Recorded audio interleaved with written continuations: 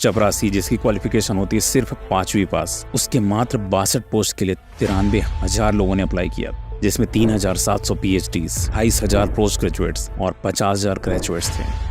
IIT जैसी top institution से बढ़ के भी लोगों को मुश्किल से 50-60 हज़ार रुपये तनख्वाह मिल रही है। एक MBBS 10 साल तक पढ़ाई करने के बाद भी सिर्फ 50,000 रुपये में काम कर रहा है। इंडिया का यूथ छोटी छोटी नौकरियों के लिए तरस रहा है। लाखों लोगों को ग्रेजुएशन करके डिलीवरी बॉय का काम करना पड़ रहा है। वहीं दूसरी तरफ एक चाय वाला बिल गेट्स के साथ कोलैब करने के बाद दुबई और मालदीव्स में करोड़ों कमा रहा है।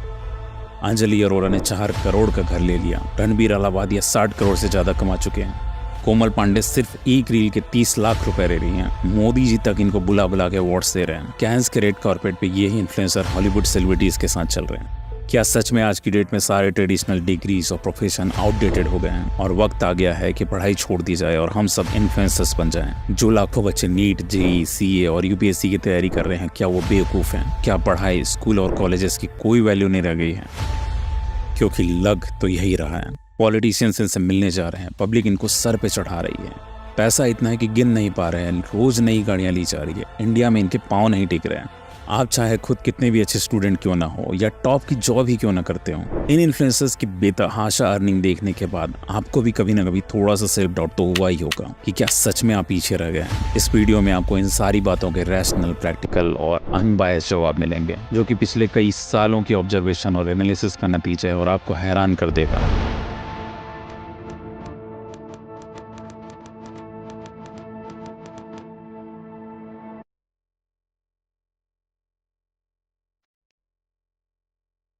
एक मूंगफली बेचने वाले ने अपने ग्राहकों को बुलाने के लिए क्रिएटिव तरीका ढूंढा और आवाज लगाने की जगह गाना गाने लग गया। गाना था तो मजेदार, लोग इससे अट्रैक्ट होकर उसके पास आने लगे। मूंगफली की सेल बढ़ गई, बेचने वाला खुश हो गया।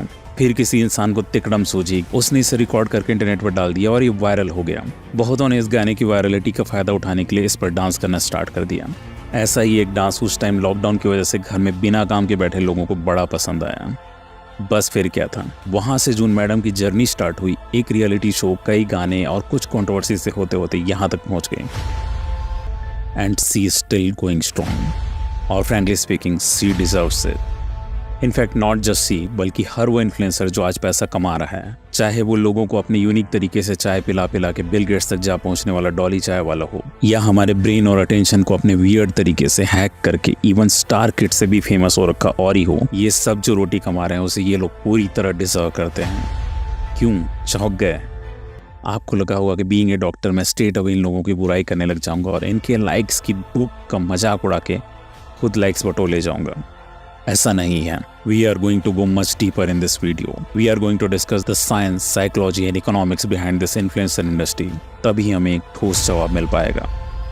देखिए, सारे फसाद की सबसे पहली जड़ है डोपामीन, वो हार्मोन जो हमारी बॉडी में हैप्पीनेस ट्रिगर करता है। जब हम कहीं भी कुछ पोस्ट करते हैं, जैसे ही कोई उसे लाइक करता है, हमको बड़ी खुशी मिलती है, एक किक का एहसास होता है। कि किक डोपामीन की देन है। जितने ज़्यादा लाइक्स उतना ज़्यादा डोपामीन और उतना ज़्यादा किक। ये इन्फ्लुएंसर्स भी शुरू में डोपामिन के चक्कर में ही पोस्ट करना शुरू करते हैं। पूरी सोशल मीडिया इंडस्ट्री हमारा डोपामिन हैक करने में लगी हुई है। सुबह उठकर सबसे पहले हम अपने स्टेटस के व्यूज चेक करते हैं, पोस्ट के लाइक चेक करते हैं। ये सब डोपामिन करवाता है हमसे। हम लोगों ने पहले अपनी पढ़ाई की वजह से अपना नेटिव प्लेस छोड़ा, कॉलेज में 4 दोस्त बने, पर फिर जॉब की वजह से उनको भी छोड़ दिया। अब हमारा सोशल सर्कल इतना न्यूक्लियर और फेक सा हो गया है कि हमारे आसपास इनफ लोग ही नहीं हैं कि हम उनसे मिल के अप्रिसिएशन लें, और इसी वजह से हम इंटरनेट पर अजनबियों से लाइक्स और फॉलोअर्स के फॉर्म में वैलिडेशन मांगने लगे हैं। खैर, शुरुआत तो डोपामिन ने कर दी, पर इसको सस्टेन करता है मनी। एक मिडिल क्लास लड़का जो अपने फैमिली से किसी तरह ले दे के पैसे मांग के इधर उधर जुगाड़ करके कोचिंग करने आया है, दिन रात लोहे की बेंचेस पे घिस रहा है। न खाने का ठिकाना है उसके, न पानी का। मेंटल टॉर्चर वो अलग हो रहा है, सिर्फ इसलिए ताकि किसी तरीके से एक अच्छी रैंक ला सके। उसके तो जो ड्रॉप ईयर्स हैं वो इन इन्फ्लुएंसर्स के पूरे कैरियर से ज़्यादा हैं।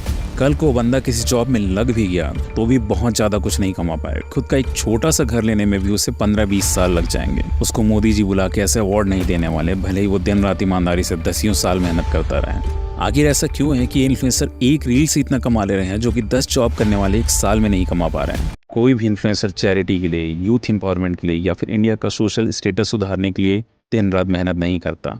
या तो इन्फ्लुएंसर पैसा कमा रहा है या फिर उसे उम्मीद है कि वो पैसा कमाएगा।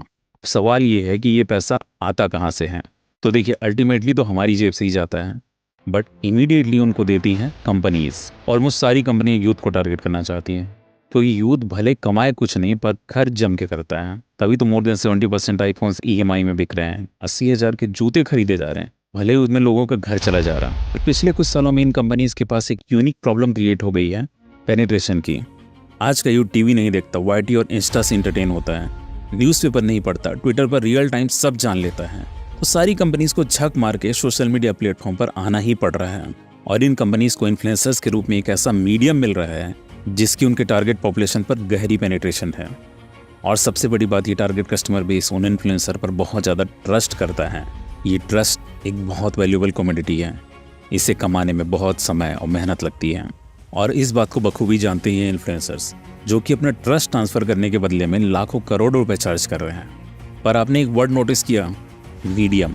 जी हाँ, इन रूथलेस कंपनीज के लिए इन्फ्लुएंसर एक मीडियम से ज़्यादा कुछ नहीं है। किसी भी वजह से अगर किसी इन्फ्लुएंसर पर पब्लिक का ट्रस्ट खत्म हो गया तो ये कंपनीज अपना पैसा खींचने में 2 सेकंड नहीं लगाएंगी। दूसरी तरफ वो इन्फ्लुएंसर्स हैं जो एस्पिरेशन बेचते हैं। उनकी खुद की जिंदगी चाहे कितनी भी साधारण क्यों ना हो, वो लोगों को ऐसा दिखाते हैं जैसे वो extremely successful, ultra rich, always happy life जी रहे हों। इन लोगों को देखकर इनके जैसे जिंदगी जीने के लिए हम इनके एंडोर्स प्रोडक्ट खरीदते हैं और अपनी गाढ़ी कमाई लुटा देते हैं। इनका खेल तब तक तो सही चलता है जब तक पब्लिक इनकी सच्चाई नहीं जान जाती, पर जैसे इनका भांडा फूटता है, इनकी रीच और अर्निंग दोनों रातों रात गायब हो जाती हैं। अब आप कहोगे कि कई इन्फ्लुएंसर्स ऐसे हैं जिन पर हमको बिल्कुल भी ट्रस्ट नहीं है, ना ही वो कोई एस्पिरेशनल शो अप करते हैं। हम तो उनको सिर्फ इसलिए देखते हैं क्योंकि मज़ा आ रहा है। मोस्टली जो इंस्टाग्राम मॉडल्स हैं या फिर क्रिंज कंटेंट बनाने वाले लोग, वो इस कैटेगरी में आते हैं। अब वो कैसे पैसे कमाते हैं? इनको जनरली ऐसी कंपनीज पैसा देती हैं जिन्हें ट्रस्ट से कोई मतलब नहीं होता। ये सिर्फ अपने टारगेट पॉपुलेशन तक पहुंचना चाहती है, और इनका टारगेट पॉपुलेशन जिस लालच की वजह से इन इन्फ्लुएंसर्स के कंटेंट को देखता है, उसी लालच के तहत वो इन कंपनीज पर भी पैसा लगा देता है, जो कि मोस्टली लीगल होती भी नहीं। अब ऐसे कंट्रोवर्शियल प्रोडक्ट प्रमोट करने के चक्कर में इन इन्फ्लुएंसर्स की रीच भी कुछ हफ्तों में डेड हो जाती है, और पब्लिक भी इनसे बोर होने लग जाती है। इवेंचुअली कंपनीज भी पैसा देना बंद कर देती है। ये जो 3 रीजन है मनी के इनफ्लो के, ट्रस्ट, एस्पिरेशन एंड रीच, इन तीनों के साथ में एक बड़ी प्रॉब्लम है। ये तीनों फ्रेजाइल हैं, कभी भी एक झटके में खत्म हो सकते हैं। TVF के फाउंडर जिन्होंने ये पूरा एम्पायर स्टार्ट किया था, पर मीटू का एलिगेशन लगा, पब्लिक का ट्रस्ट तुरंत खत्म हो गया और उन्हें अपनी ही कंपनी से रिजाइन करना पड़ गया। AIB की भी यही कहानी है, और एक टाइम पर इंडिया का टॉप चैनल आज डेड हो चुका है। गवर्नमेंट का एक रेगुलेशन आता है, टिकटॉक बैन हो जाता है, और न जाने कितने इन्फ्लुएंसर सड़क पर आ गए थे। PUBG बैन हुआ तो उससे रिलेटेड बड़े बड़े यूट्यूब गेमर्स के व्यूज पूरी तरह खत्म हो गए थे। UK राइडर की कार इंपोर्ट वाली सच्चाई जैसे ही लोगों को पता चली, लोगों ने उनके कंटेंट को देखना काफी कम कर दिया। और यहीं पर जो हमारे ट्रेडिशनल कैरियर पाथ्स हैं, वो इन इन्फ्लुएंसर्स को मैसिवली आउटशाइन करते हैं। आप समझो, आप नीट, JEE या CA क्रैक करके कुछ बन जाते हो, तो फिर वो टैलेंट, वो स्किल आपके अंदर जिंदगी भर रहती है। दुनिया चाहे आपको कितना भी बहकाने की कोशिश करे, पर आपकी जो डिग्री है उसकी आज भी बहुत वैल्यू है, और ये आपकी वैल्यू बना के रखता है। यह डिग्री आपको पैसा दिलाने के लिए किसी ट्रस्ट, एस्पिरेशन या रीच की मोहताज नहीं होती। आपके पास ये डिग्री है तो आपको काम मिलेगा, पैसा मिलेगा, और थ्रू आउट द लाइफ मिलता रहेगा जब तक आप काम कर रहे हो। आपने एक बार ये स्किल्स एक्वायर कर ली, आपको ये टेंशन नहीं रहेगी कि यार कल सुबह उठ के क्या कंटेंट बनाऊंगा, अभी क्या ट्रेंड में चल रहा है, कल को मेरी रीच खत्म हो गई तो क्या होगा।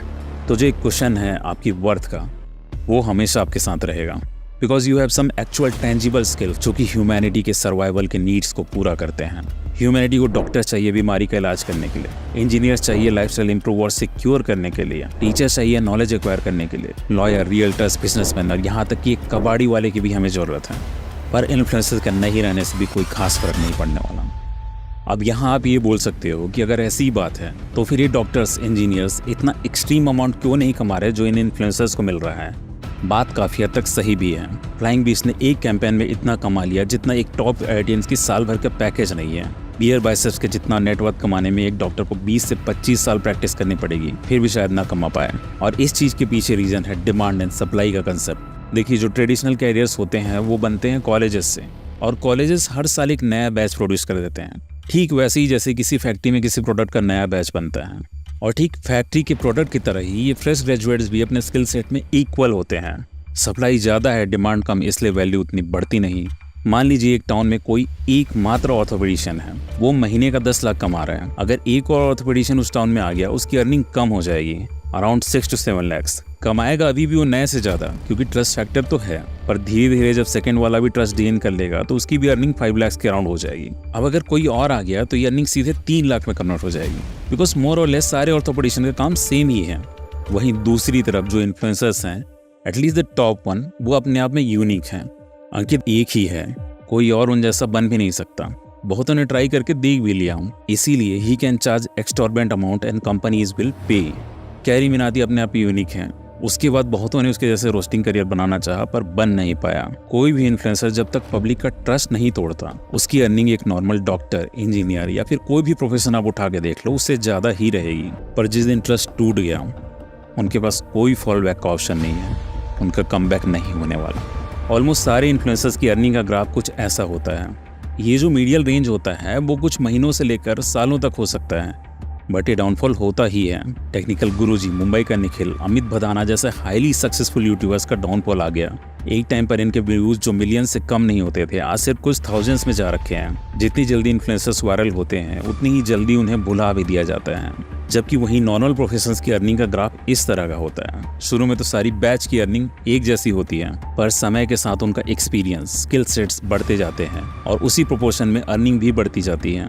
जो लोग सो कॉल्ड बोरिंग प्रोफेशंस में अपनी जिंदगी लगाते हैं, उन्हें उसका रिवॉर्ड भी मिलता है। गलती हम यहाँ ये करते हैं कि कुछ गिने चुने इन्फ्लुएंसर जिनकी संख्या 0.1% से भी कम है, उनकी अर्निंग को देखते हैं और उन लाखों इन्फ्लुएंसर्स को भूल जाते हैं जिनकी अर्निंग एक मेहनती मजदूर से भी कम है। क्लासिक एग्जाम्पल ऑफ सिलेक्शन बायस। अगर ट्रेडिशनल जॉब्स के टॉप 1% की बात की जाए तो उनके सामने इन्फ्लुएंसर इंडस्ट्री शर्मा जाएगी। डॉक्टर नरेश रेहान जो इंडिया के टॉप कार्डियोलॉजिस्ट हैं, 14 करोड़ पर एनम सैलरी लेते हैं। इन्फ्लुएंसर इंडस्ट्री की एक और बड़ी प्रॉब्लम है बटरफ्लाई इफेक्ट। सबसे पहली कहानी याद करिए, अगर वो सॉन्ग वायरल नहीं हुआ होता तो शायद अंजलि अरोरा खुद वायरल नहीं होती। अगर 75 हार्ड नहीं होता तो शायद अंकित बयानपुरिया को हम जान नहीं पाते।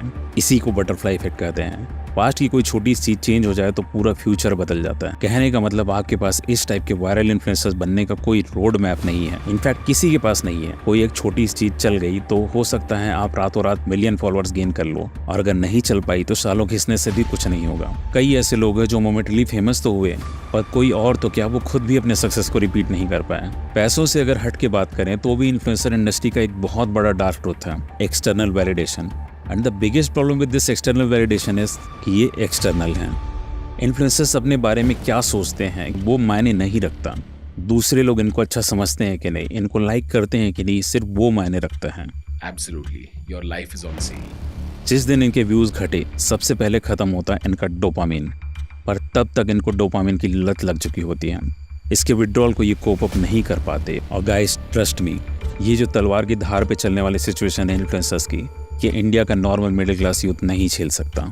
आपके पास अनलिमिटेड रिस्पॉन्सिबिलिटीज़ हैं, लिमिटेड रिसोर्सेज हैं, लिमिटेड टाइम है अपना कैरियर सेट करने के लिए। आप अभी से उसे इन हाईली रिस्की गैम्बल्स में लगाना अफोर्ड नहीं कर सकते, क्योंकि आप उन रिच ब्रैट्स में से नहीं हो कि अगर आपका इन्फ्लुएंसर कैरियर नहीं भी चला तो अपने बाप के पैसे के दम पे, बिना डिग्री, बिना जॉब के सालों साल आपकी ज़िंदगी लेविश तरीके से चलती रहे। आपको अपने घर की रोटी कमानी है, याद रखना। गाइस, आई सिंसियरली होप कि वीडियो आपको काफ़ी पसंद आया होगा। ये इस तरह का मेरा पहला वीडियो है और इसमें काफ़ी मेहनत लगी है। अगर आपको मेरी बातों में जरा भी कनेक्शन फील हुआ हो तो please tell me in the comments, और कोई सजेशन हो तो वो भी लिख के जाना। I will reply to each and every one of you. और सब्सक्राइब तो जरूर कर लेना, क्योंकि अगला टॉपिक इससे भी ज़्यादा गहरा है, जिसमें हम इंडिया के यूथ के सबसे बड़े प्रॉब्लम के बारे में बात करेंगे। See you there and thank you.